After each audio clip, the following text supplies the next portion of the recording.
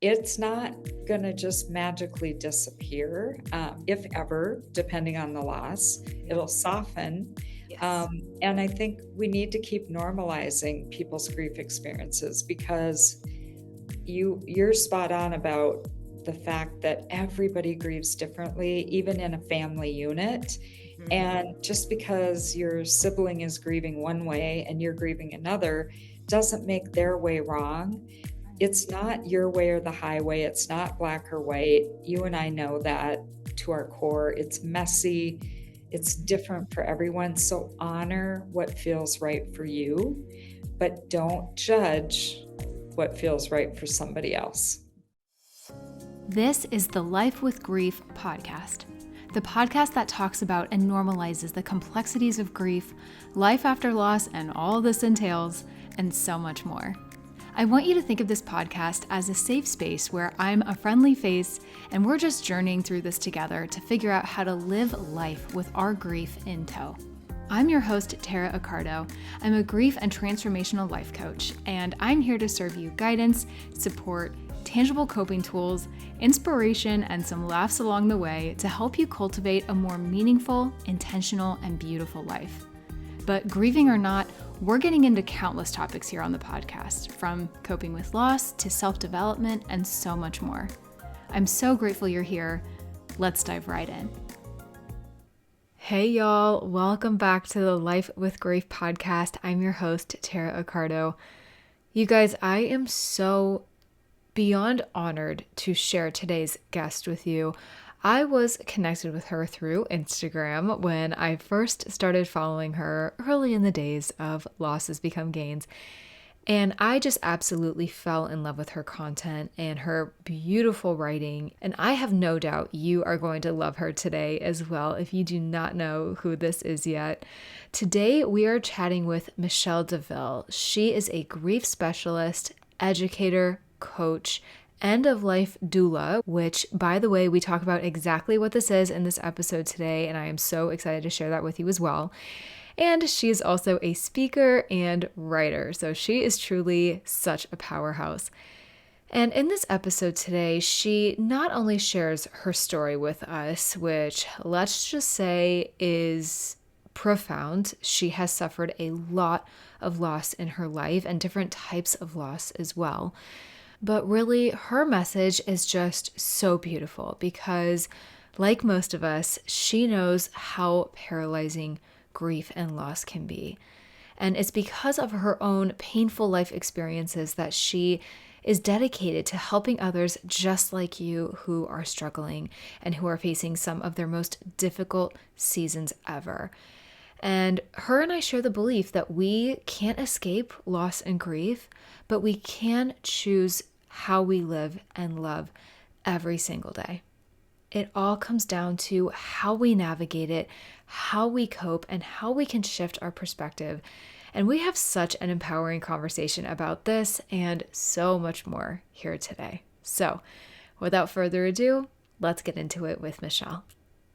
All right, Michele, welcome to the Life with Grief podcast. I have been looking forward to this conversation for so long. I know we've joked about this. The Instagram gods kind of brought us all together, but it really is just so different and so special when we can really sit down and have a conversation and get to know each other better. But I am so excited for my listeners to get to know you as well, because one of the reasons I reached out to you and I really wanted you to come on was, I mean, your story in and of itself is really deep and you have seen and been through a lot. So I really just want everyone to just hear your story and how you have coped and how you continue to just create such a beautiful community around grief. But really, so much of your content, on social media really speaks to me, and you just word things so beautifully and you just speak so eloquently about grief.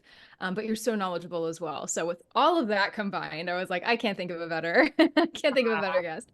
Thank you. So I really mean that. So I'm so excited to get into this conversation. Very honored to have you here. But what I always like to kind of do too is just have guests tell listeners just a little bit about themselves.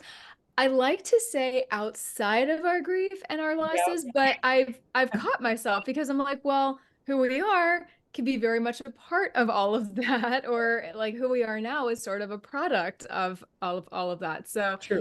feel free to answer this however you would like to, but we'll definitely get to your journey of grief and all of the things specifically, but just who you are and what you enjoy doing and all the good things.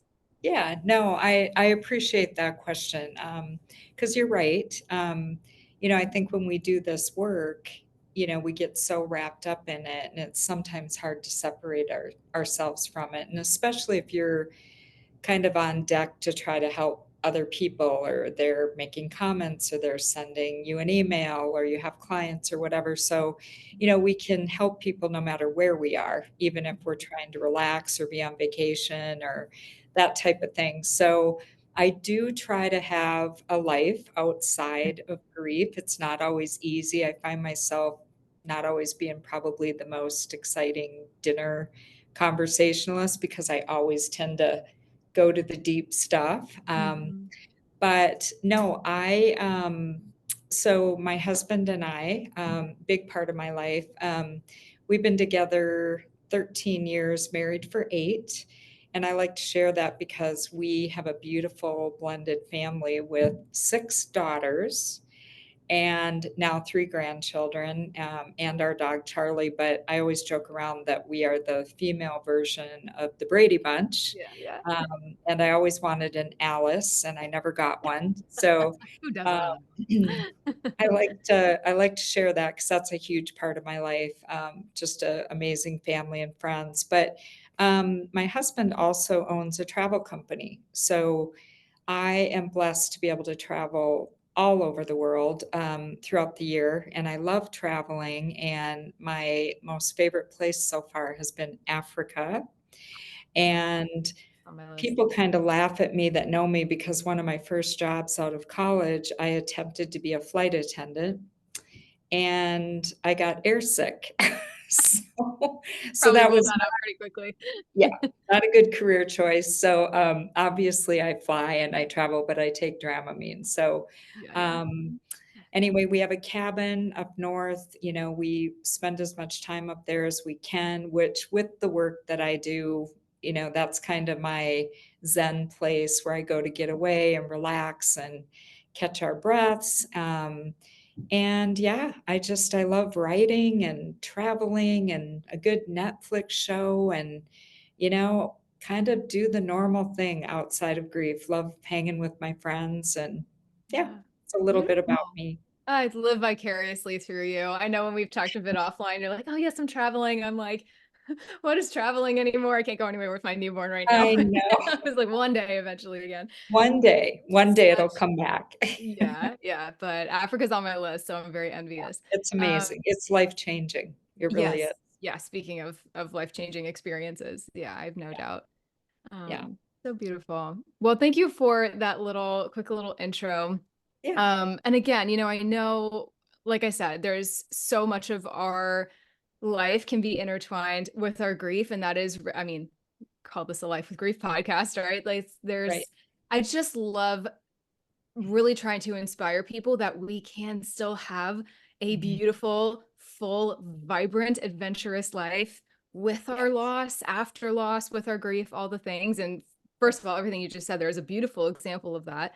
Mhm. But so as I mentioned, we'll get into your grief specifically. So I would, whatever you're comfortable sharing, would love for you to just tell a little bit about your story and just, eventually I'd love to get into the work that you do, but I feel like Sure. most of us in this grief space don't get into it because we haven't gone through something hard. So, Right.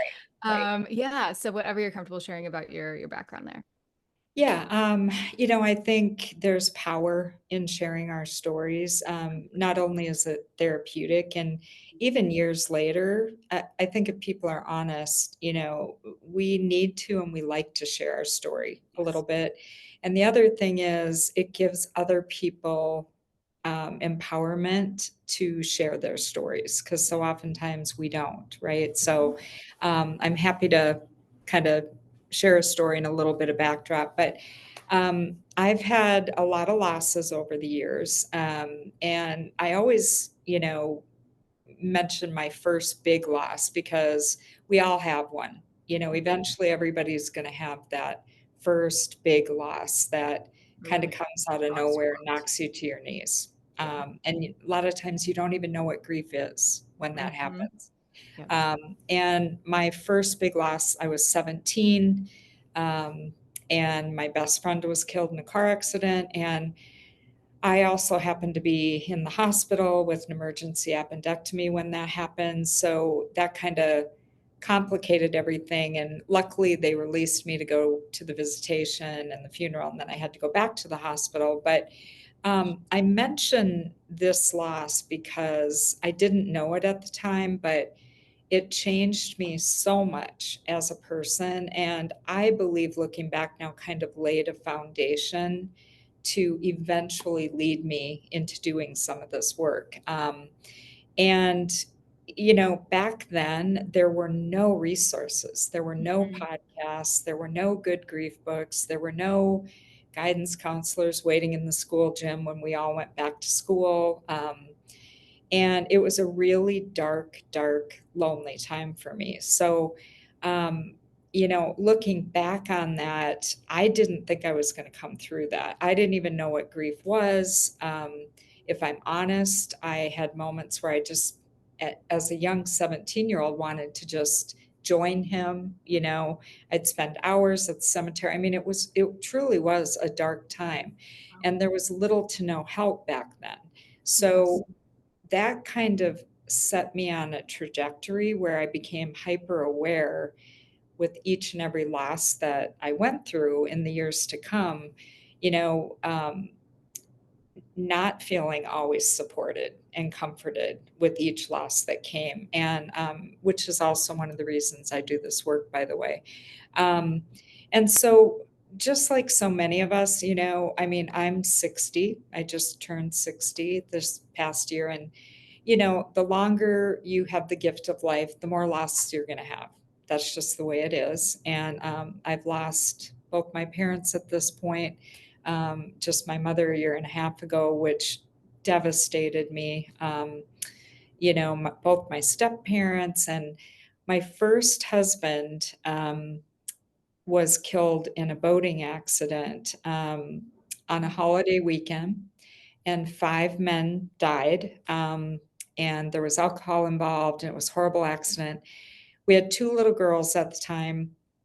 And this loss is very important. I know you mentioned to me interest in disenfranchised grief, and Yes. not to jump ahead, but I think this loss is a really good example of that because Scott and I knew each other in high school. We were very, very good friends. He was a huge, huge love of my life. We had girls together. But due to drinking issues and things, we ended up, after several separations, getting a divorce. And I went on to, after a while, remarry. And he died a month after my wedding. So our whole world got turned upside down. And I had this new husband who thought he was going to be a part time stepdad, suddenly a full time stepdad. We had these 2 little kids. And for me, because I was married again, I felt like I couldn't grieve. Um, Oh, sure. so I had to hide my grief. I kind Mm-hmm. of felt like I couldn't really grieve out in the open. And so it definitely fell into the category of disenfranchised grief. Mm-hmm. And because, with disenfranchised grief, society doesn't really always acknowledge it, or Right. they don't deem it as worthy of grieving for whatever reason.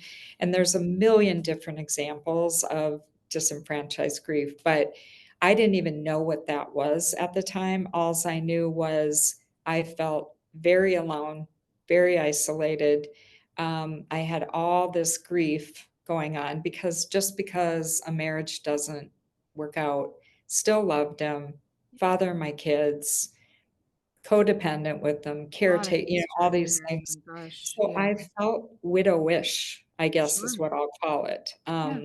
But I wasn't really supposed to be grieving. So that really, really reinforced my belief back then that something's not right here. People should never have to hide their grief. And again, though, I didn't have the education or the knowledge at the time. So my grief really came out sideways with that experience because it was so stuffed and hidden. I never dealt with it really. Yeah.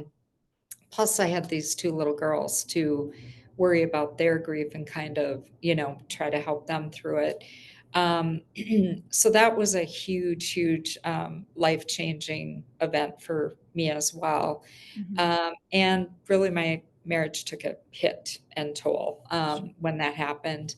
And then, many miscarriages over the years, which again can fall into disenfranchised grief. Um, People don't understand. It's not talked about. You're supposed to just kind of get over it and move on. Yeah. Um, and so, really big losses, cumulative grief over the years. I've lost a couple of best friends, one just this January. So, I think what I'd like to say to people when we talk about our stories is grief isn't one and done. I mean, you're going to have losses and you're going to keep having losses. And I think even though every loss will affect you differently, it's really, really important that you acknowledge each and every loss and that you realize there is going to be some element of grieving that comes with those losses, no matter how small or how big they are. Mhm. And a big, big pet peeve of mine is every single loss matters. And Yeah. so I don't like comparing losses. I don't like when, people think that, somebody has it worse or they have it worse. Or, David Kessler says the worst loss is your loss, Yep. the worst grief is your grief. Yep. And I agree with that. Yeah. And it's important that we acknowledge that and grieve all of Yeah. these different losses. So it's kind of a snapshot of my story without getting too deep. But yeah, a lot of loss over the years, for sure. Yeah. Wow. Oh my gosh. And I want to circle back, and it's interesting, and not to go too in depth here in this particular conversation, this might warrant a part two, but being that I just can't imagine how complicated that must have felt for you, having just been newly married. You're Right. supposed to be loving on your new husband and this beautiful new life and all of the things, and like feeling I see this on Instagram a lot too with other women specifically who have lost partners. Mhm. And a lot of them are, whether or not there was any overlap, like let's say in their situation, maybe there wasn't a divorce, but there was, like partner died, there was time, and now they're remarrying or they're Yeah. moving forward with their life, which they deserve to do. I Right. can only begin to imagine there is so much kind of like shame associated with that, or it's like almost like if you're grieving the ex, so to speak, Right. that that meant you love your current partner less or something like that, and that just must be so um like you said, just isolating and very like who can you really trust with those feelings, and then have two sweet daughters on top of it. And Right. I'm actually curious now that you brought that up. I mean, and again, just high level, but Yeah. like how did you not only just navigate your feelings, but how did you communicate that experience and that grief, and like how did you work through that with your daughters? I'm just so curious. And also I guess also it's important for context, what ages were they? Yeah, so they were 6 and 8, when their dad died, and, part of the challenge with that whole situation was it got national headlines. The NTSB stepped in, 2 boats were involved. It was on a holiday weekend. We had reporters, wanting, to talk. I mean, had never experienced anything like that before, and it was a big, big deal. And so, you have these 2 little girls and a brand new husband. We're all thrown kind of into this ring of chaos, very public chaos. And, Yeah. so as far as the girls go, as a mom, you go right into protective mode, right? I didn't want them anywhere around the news or the news crews or anything like that. So I was very protective of that. It was a holiday weekend. So, we tried to create some normalcy. We tried to, shoot off some fireworks and all of those things. But I was on autopilot. We were all in shock. And, they were still searching for him on the 4th of July. They did actually find him on the 4th of July in the river. And so, his picture was all over the news, the newspapers. So when you ask about the girls, you know, the hardest conversation I've ever had was to tell those girls what had happened. And, you know, 6 and 8, the 8-year-old definitely understood better. The 6-year-old got it, but, it's just kind of different at that age. Yeah. So how I dealt with it with them was really very protective, but very loving, supportive, found some children's books. And, I actually took them to Fairview Youth Grief Services and enrolled them in programs where they had for different age groups. And then one way that I handled my grief, because I couldn't talk about it, was I became a youth grief services volunteer Oh, that's and wonderful. worked with the teen group. And so, I had to kind of find different venues or different Like routes outlets, kind of. because Yeah. yeah. And that helped a little bit, but again, I was kind of helping other people, so I still Mhm. wasn't really, Like dealing processing with my own yours. grief. Right. Yeah. So it was a very challenging time, hands down. And the girls are doing great, kind of how you mentioned, we can all go on to live full, meaningful, purposeful lives, and we can, and we all have. And that's a beautiful thing, right? Mhm. Even though grief will always be there. But yeah, coping wise, I talked to just about anybody that would listen that wasn't directly in my life. So, hairdresser, massage therapist, dental hygienist, Yeah. Any third anybody party that you'd would be listen, considered, I yeah. needed to tell my story. So Yeah, that's it's kind of cathartic. how I coped. Yeah, Yeah. Oh my gosh. Yeah, and it's so interesting you mentioned that because I just isn't it so ironic that we sometimes feel the least I'm going to use the word safe because I don't have a better word for it right now. But like we feel the least safe and possibly the most judged by the people that are the closest to us sometimes. for sure. And it's Hands down. like when you say that out loud, how twisted and I how know. sad is that? I You know know. what I mean? Because they have stake in it or they, like they're emotionally intertwined in all of this and or like let's say they maybe knew both of you and Right.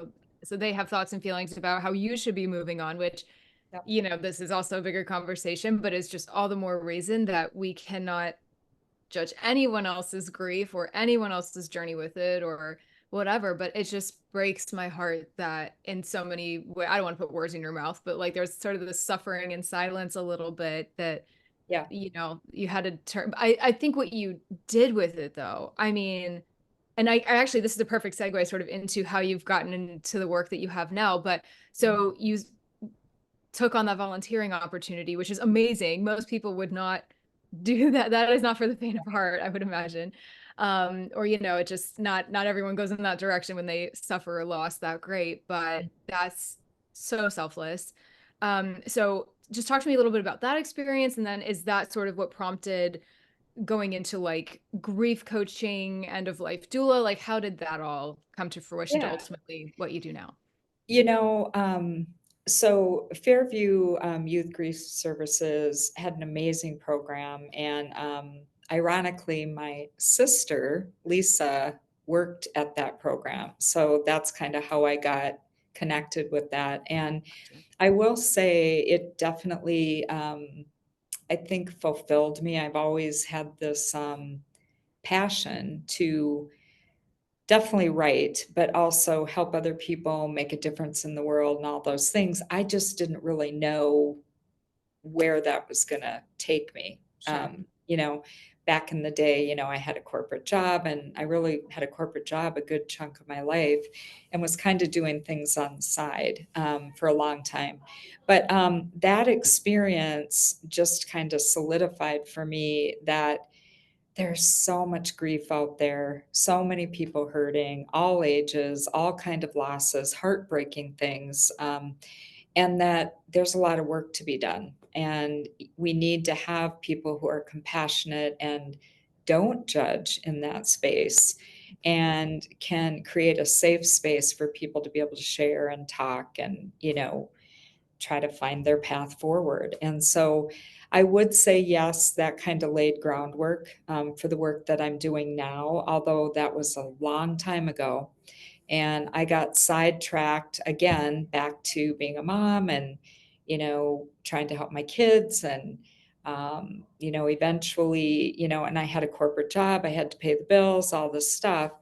But it was always in the back of my mind. And so X amount of years ago, I got my life coaching certification, did some of that on the side, even though I was still working for a biotech pharmaceutical company. And eventually started writing heavily. I had written inspirational quotes for years, not grief specific. And then about, I don't know, a few years ago, I just was drawn to the grief space and kept going back to all my experiences and how unsupported and unseen and unheard and lonely I'd felt over the years. And I didn't want other people to feel that way. So I kind of transitioned from life coaching to more grief coaching, and got all these different certifications. And I'm always reading. I have just about every grief book there is in my house. So I'm always reading and learning and listening to podcasts and taking courses. And, I just feel like we're needed. You're needed. I'm needed. Megan Devine's needed. All these people, we have a lot of work to do yet, even though we've come a long ways, from where it was when my friend was killed when I was 17 years old. There's still a lot of work to be done. And so that's why I'm so passionate about it, is we need to change the conversations and, make it okay to grieve and Yes. be To open, hold space differently. Yeah, Yeah. Yeah. yeah, It's crazy, and how many people are still very hung up on the 5 stages, and I've talked about that in a podcast episode recently, and that has gotten very misconstrued. And so a lot of people, and 5 stages aside, like there's just so much around like, oh, I'm grieving wrong, or there's a lot of like questioning, I think, that often comes up in that process based on right. a lot of things, based on how we were raised, based on how we were taught to show grief or not, and comfortability with it. And I get why it's uncomfortable. Like maybe we don't want to break down in the middle of the grocery store. We don't want to like, and Which I have understand. done, by the way. Yeah, same. I use that excuse or that example because these are real life examples.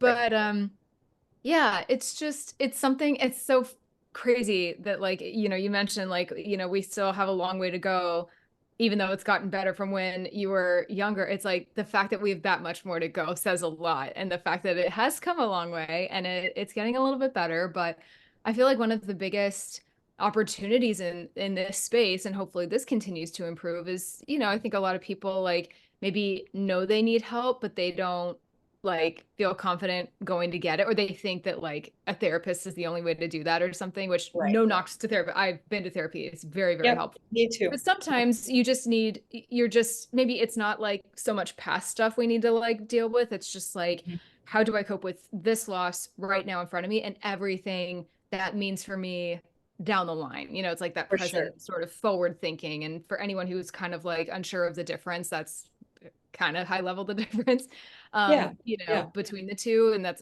sort of how I like to interpret it. But one thing that you kind of alluded to and mentioned, and that I think is so great to also bring up is like, of course, and I do talk about death a lot on the podcast, especially Yeah. that of a loved one.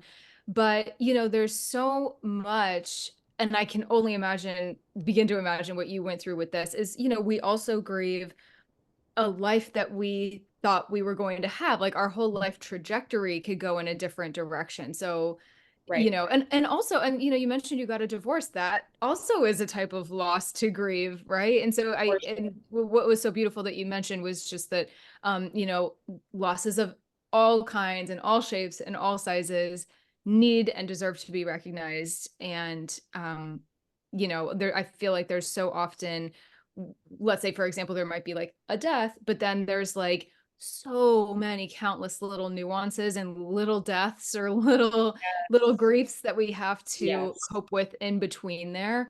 And then we catch ourselves wondering, like, why am I not doing well today? And it's like, well, maybe there's there's something to that Yeah. that you haven't recognized or coped with yet. And that's where a grief coach, can come in handy.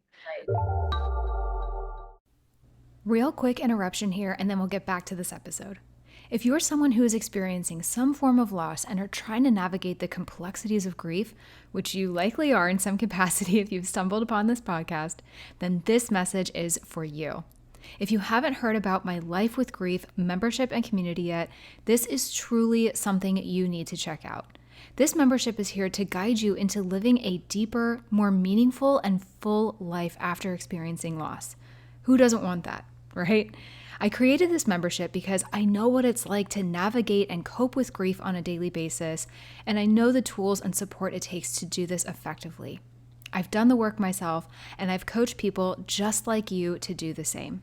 It comes down to having impactful, effective resources and tools at your disposal, having the right support around you from people who can understand and empathize with your grief, and having encouragement and inspiration around you consistently to not only elicit and spark change, but to keep it and keep the positive momentum going.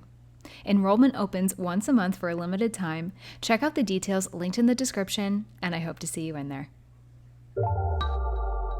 Well, people don't realize that, I think you brought up something I think that's so important. And, when I'm working with a grief client, they don't even begin to connect the dots sometimes that, they're so laser focused on I'm going to call it the primary loss. So, Yes, yes, like you that's said, the death of a parent or the death of a spouse or the death of a child. But this major life event that's changed everything for them. They don't connect the dots that out of that primary loss are so many other losses. And yeah. no wonder people are exhausted and Mhm. overwhelmed and have a lot of bad days. And I think you have to sometimes point that out to people and, well, did you think of this? Or, you just shared something with me that actually is another loss on top Yeah. of your other loss. And so, there's a lot to sift through. And I think, there's wreckage everywhere after Yes. a primary That's a good loss, word for it. that you Yeah. gotta kinda sift through and dig through the rubble, and can you get through it? Absolutely. Can you, go on to live a beautiful, meaningful, purposeful life? Yes, it'll be different, but you Mhm. can. Yeah. And I encourage people to do that, and there's ways to do that. But yeah, there's so many other losses Yeah. that come out of, big losses, and Mhm. then they just accumulate. And people don't even often have a clue that those things are going on and that Mhm. those are also losses that need to be acknowledged and grieved. So Exactly. very, very important. Yeah. Yeah, yeah. There's a lot to be aware of. It's like no pressure, but like, Right.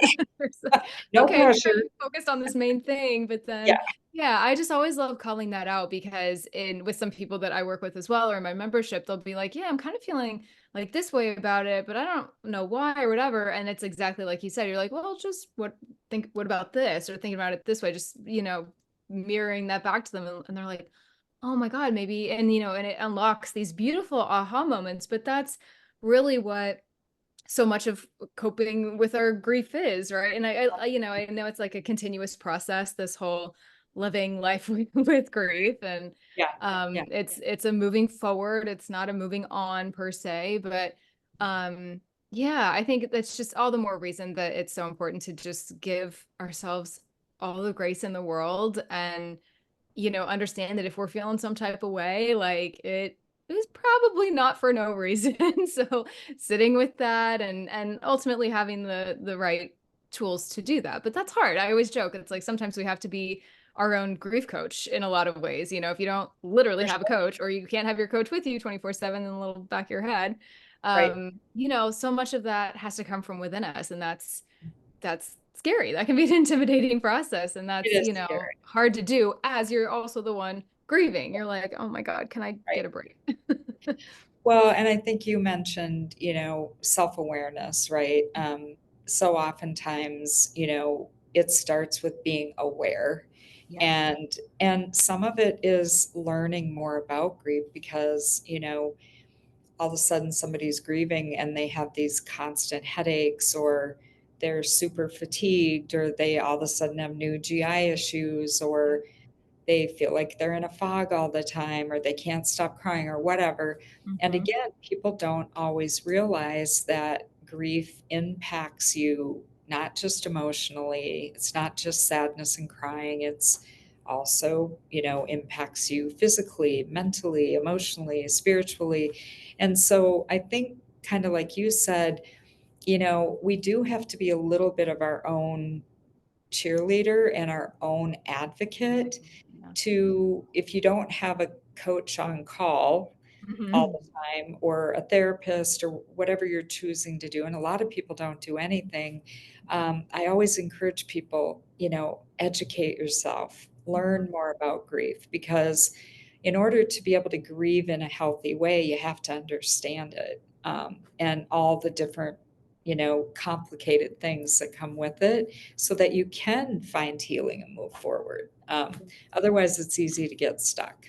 And Yeah. there are things you can do, tools and coping and all of that. And you asked me how I cope.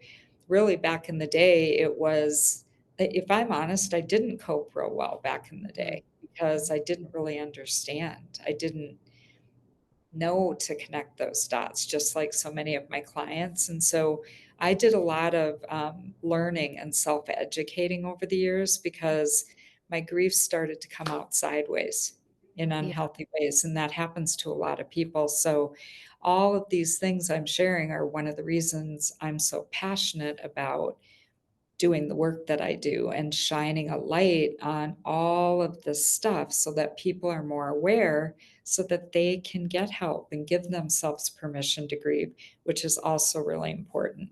We have to Yeah. give ourselves permission to grieve, regardless of what all the outside world's trying to Noise. tell us. Yeah, And there is a which is lot of crazy. noise. Yeah, Yes. a lot of noise. Yeah. Yeah. Yeah, so well said. So I want to shift gears a little bit because you are also an end of life doula. Mhm. And this is a term that I think a lot of people either do not know what it is. It feels newer, I think, to a Yep. lot of people. Maybe it actually is newer. But can you just elaborate just a little bit on what that is, how you chose to go in that direction amidst all of the other beautiful things that you do as well? Yeah, yeah, absolutely. So an end of life doula, and you're right, it is a term that I think is newer, although it's growing momentum. And one of the reasons I looked into getting certified as an end of life doula is, over the years, I've had the gift of being able to be with loved ones when they were dying or actively dying, right up until they took their last breath. And as painful as that is and heartbreaking, it also was this deep, moving, beautiful experience. So, Mhm. end of life doulas are kind of similar to birthing doulas, right? They're Right. there as a support person through one of the most beautiful, heartbreaking, you know, events and times in life, and that being, terminally ill or dying, and then ultimately death. So, end of life doulas, one of the confusing things, they don't replace hospice care. Mhm. I think it's important to know that. Um, but they're an add-on to hospice care. I like to think of it as a bonus to hospice care. So, end of life doulas don't get involved with clinical type decisions. Right. They're not administering medications, anything like that. But they get involved in really cool things. And it really depends on the client and the family. Sometimes they just want a break. Family members who are kind of on the clock 24/7 Yeah. want respite. They need a break. They need to be able to catch their breath. And so an end of life doula can come in and kind of do bedside vigil so the family can take a break, or they can bring support to the family. End of life doulas are companions. They can help with advanced care planning. They can, be trained to kind of recognize when the end is coming near, so they can kind of bring comfort and support not only to the dying person. You're not alone. I'm here. I think it's a beautiful thing to be involved in, and it really is just being there, offering love, offering support, companionship, right down to holding a hand or giving a hug or listening. When people are dying, sometimes the wisdom is Mm-hmm. amazing in those last moments, and you can learn a Yeah. lot, and they just want somebody to talk to, that maybe isn't quite so emotionally attached, as one Yes. Yeah. example. Yeah. So Empathetic, but a compassionate third party in a way. absolutely, Yeah. absolutely. So that's kind of it in a nutshell, I think, high level, but I think it's growing in momentum, and Mhm. I think it's becoming a little bit more of a not so much just an idea out here. It's kind of something that more and more people are learning about and becoming more aware of. But still, a lot of education needs to be done because a lot of society doesn't even know what that is. So I think Yeah. it's important that, I think it's great that you brought that up. Yeah. Well, I'm so happy to have someone on the podcast who is one and can speak to it, because I think there's a lot of, yeah, just either unknowing or confusion about what it is. And you gave a beautiful overview of what it is, and I mean, what a gift to feel called to do that. I mean, that is not easy work. I mean, some people would probably hear what you just said and we're like, I am going to go ahead and run for the hills now. In fact, like that is too emotional, because I would imagine that is very heavy work. I mean, people joke all the time. They're like, how do you talk about grief and death and everything so often? I'm like, I don't know. I just do. I'm Right. just here.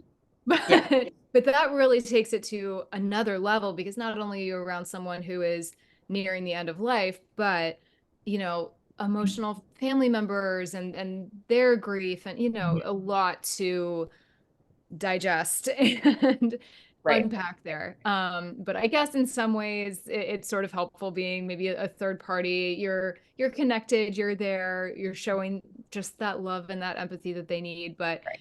still a little bit removed to where it's, you can still give like level-headed, care and direction, to Right. they Right. really need it. Yeah. I mean, I think it's like the work that you do, the work that I do, end of life doula, hospice workers, chaplains, all of that. I mean, we all have to do self care as well because, you can get emotionally attached, right? We tell ourselves, okay, I'm not going to get emotionally attached, but it's hard not to if Yeah. you really connect with a client or you're, connecting with a family whose loved one is dying or the dying person themselves. I mean, so you kind of have to keep that in check a little bit. I just kind of go with my heart, and every connection you have with other people is different. And the biggest thing is, it's one of the most difficult, beautiful times of life Yeah. if you can look at it both ways. Yes, which And is sometimes you important need to too. mediate that and Yeah. kind of to guide that. Yeah. Yeah. That's such a beautiful, I mean, like you said, just like a birth doula, you know what I mean? We're coming in, Right. we're going out. Like they both need to Yeah. be supported in their own, respective ways. So Right. so, Right. so true. Um, okay, so there's just a couple other things that you have that I wanted to touch on your book. Okay. So the path to forgiveness, and then you have these beautiful cards as well. So I just wanted you to be able to tell us Yeah. like Those two things came to fruition as well, before we start wrapping up, and then I have a couple more questions for you. Okay. Yeah, so the path to forgiveness, actually, I wrote many, many years ago, and I literally wrote on a napkin this poem about forgiveness because, again, I think I mentioned I had so much grief in my life from earlier years, and I didn't deal with it right. I didn't give myself permission to grieve. I didn't follow what I would tell people to do now. Right. And it came out sideways. And, I made a lot of bad choices and mistakes and all these things, and I will own that. And it became about self forgiveness for me Mm. initially when I wrote this poem, because I really was struggling with some things. And then it became about we all have things to forgive, other people to forgive, forgiving ourselves, which can be harder. Um, and so I've written poetry since I was a kid, and I just scribbled out this kind of poem about forgiveness and ended up turning it into this gift book with beautiful, Sean McCann did all the artwork. So it's kind of like a children's book, even though it's not. I mean, it can be for children, but I wouldn't say too young. Right. And it's just on up to age 100. It can be a coffee table book. So, and, forgiveness can be key when it comes to grief too. Yes. So that book Oh can my God. be an important piece, alongside grief as well. I do have a book about grief coming out, in the fall. It's in editing phase now, and the cover has been Exciting. selected. And so I'm super excited about that. All more to come on that in the coming days. But that is going to be about a 250 page. It's a book, and very, very excited about that. Ooh. The cards, we all go to funerals.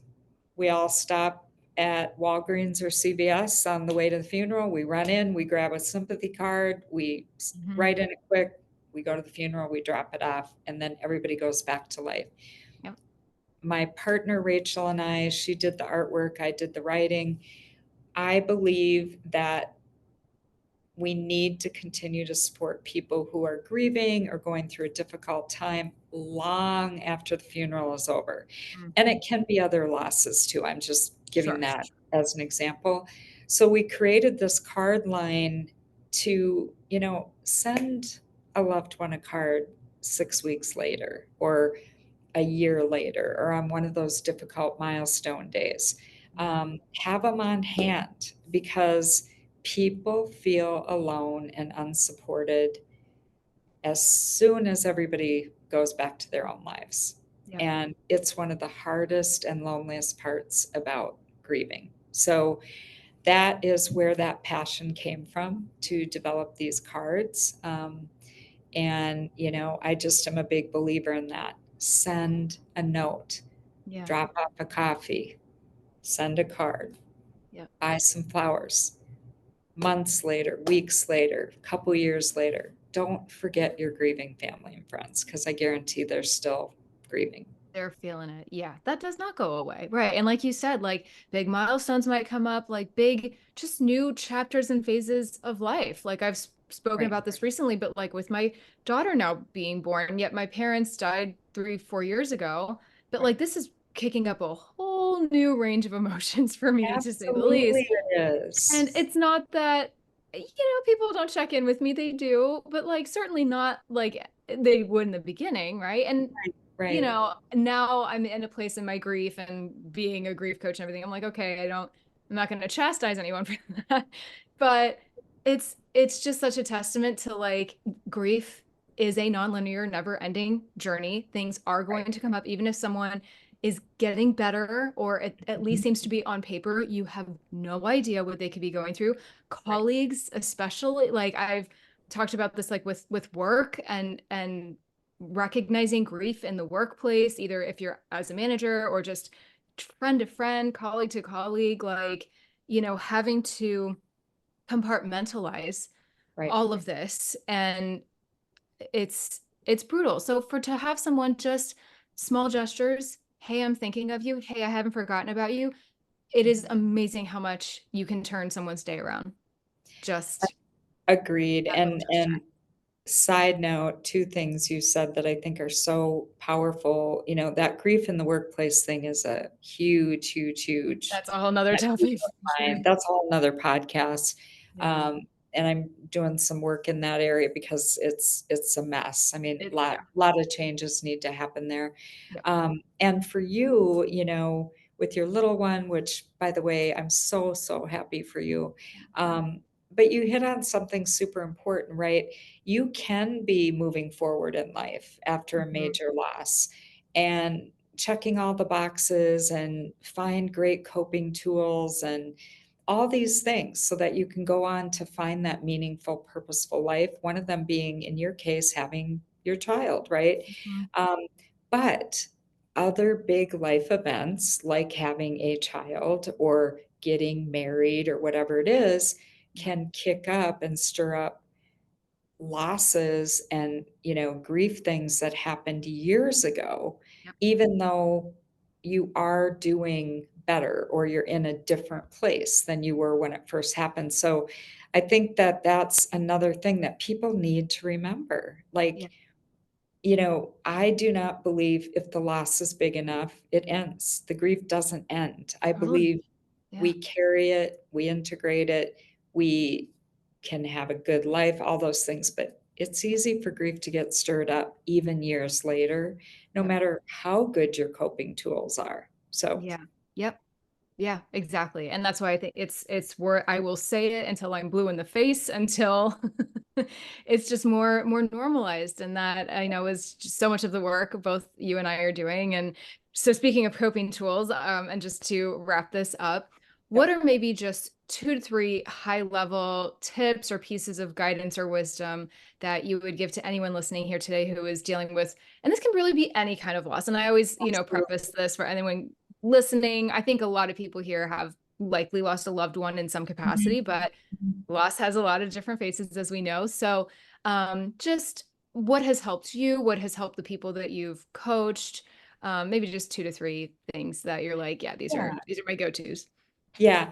I think the first one is give yourself permission Hmm. to feel and to grieve. I know society often makes us feel like we have to hide our grief or we have to rush through it or we have to, just get over it and move on. Um, I always tell people don't fall under that pressure. Hmm. They don't know you, they don't know your loss, they're not in your shoes. So Right. honor your grief no matter what the loss. Give yourself permission to feel all of the emotions that come with it. Don't try to box in your grief experience or grief journey, or put a timeline on it. You don't get over it really. You learn to live with it. You don't move on necessarily, nor do you have to. You just learn to move with it. So, Yep.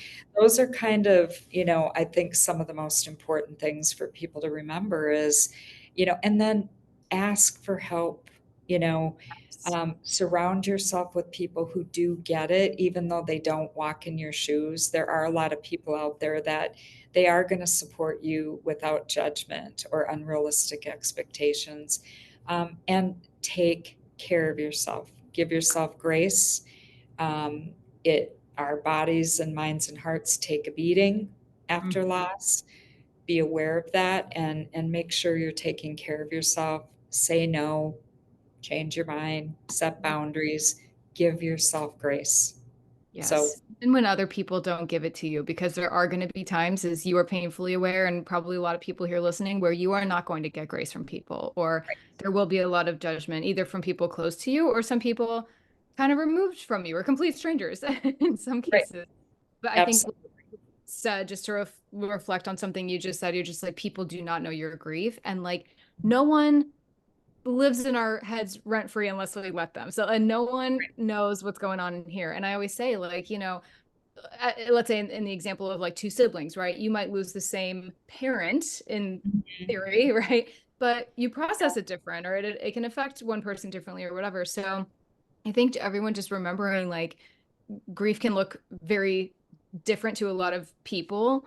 Mhm. Yes, to a degree, there's very much like there's no right or wrong way to grieve, right? Right, But there right. are definitely times where I think you kind of touched on this too. You're just like, I wasn't really grieving all of that, right? Like I wasn't Yeah, the yeah. right coping tools. And so I think for me today, definitely in our conversation, like big takeaway too is just that self-reflection and really giving ourselves time to see our grief. And I tell people all the time, I'm like, literally give yourself 5 or 10 minutes, just as you would to take a shower or journal or something, to like sit with your grief for a Right. hot second and like Yeah. see what it's, Yeah. bringing up for you. Because if we don't give it the time it's looking for, as you Mhm. know, like it's gonna figure out a way to make itself known one way or another. So Yeah. we may as well excruciatingly embrace it, by the skin of our You teeth. you you can't outrun grief, right? No. And,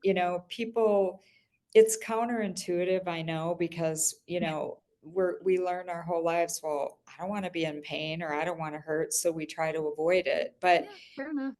you can't it will find you. It Yeah. will catch up to you, and so I like what you said, and I'm a big believer in it, take a hot second and sit with your grief, sit with your pain, acknowledge it, see it, hear it, touch it, feel it, because it's not gonna just magically disappear, if ever, depending on the loss. Yeah. It'll soften, Yes. and I think we need to keep normalizing people's grief experiences because you're spot on about the fact that everybody grieves differently, even in a family unit, Mhm. and just because your sibling is grieving one way and you're grieving another doesn't make their way wrong. Right. It's not your way or the highway, it's not black or white. You and I know that to our core. It's messy, it's Mhm. different for everyone, so honor what feels right for you, but don't judge what feels right for somebody else.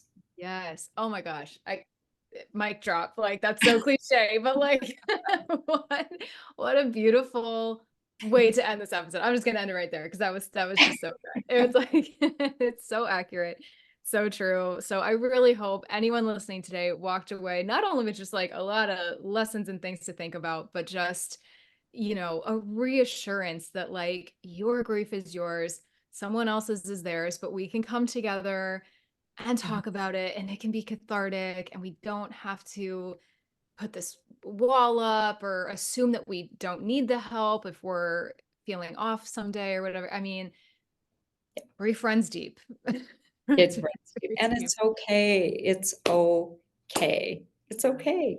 Yeah. It's And like okay. with cumulative losses too, like you said, like, again, depending on how many losses someone here listening might have, like just being wary of that too. I mean, one great loss or really just a loss of any size, right, can affect us in various times throughout our life. But like then add on more things that we go through, even loss and grieving unmet expectations and all of these things that it's like these little griefs that we just go through day to day. Exactly. Like it does take a lot of like introspection and that time to self-reflect. Right. So Yeah, um reflections. I like that word. Reflection's important, you know? yeah. I Yeah. mean, as you and I are seeing, we could probably talk for 9 hours, Yes. and because there's so many different topics and ways this can go and different kinds of losses and different types of grief and different people and cultures, and I mean, Oh my it's gosh. fascinating to me, really. Me And so too.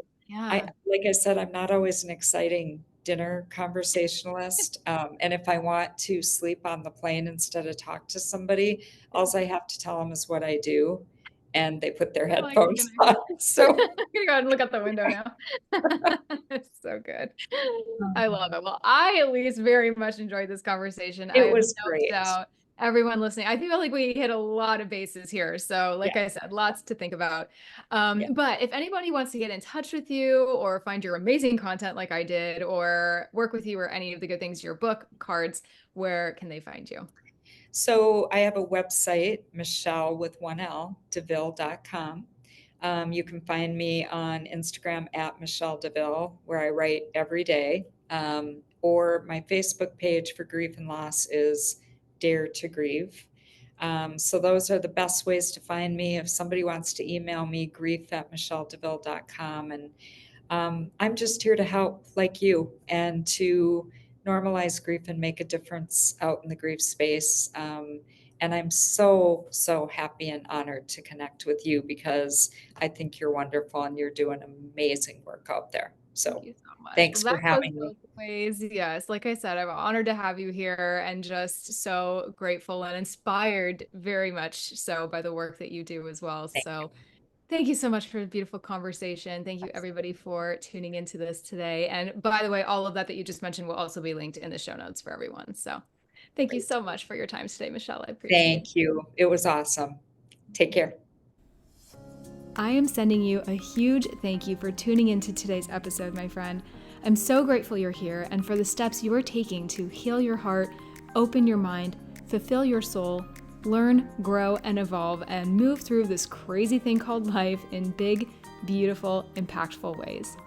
Visit lossesbecomegains.com for my blog, ways to work with me, to shop my daily journal, and so much more. And be sure you're following along on Instagram and Facebook at Life with Grief Podcast. I love seeing new faces, meeting new people, hearing your stories, and supporting you however I can. Be sure to hit that subscribe button if you haven't already. If you haven't left a rating or review, please do so. I would so appreciate it. Or if you feel so inclined, to share this episode or this podcast with someone who could use it too. I'll catch you in the next episode.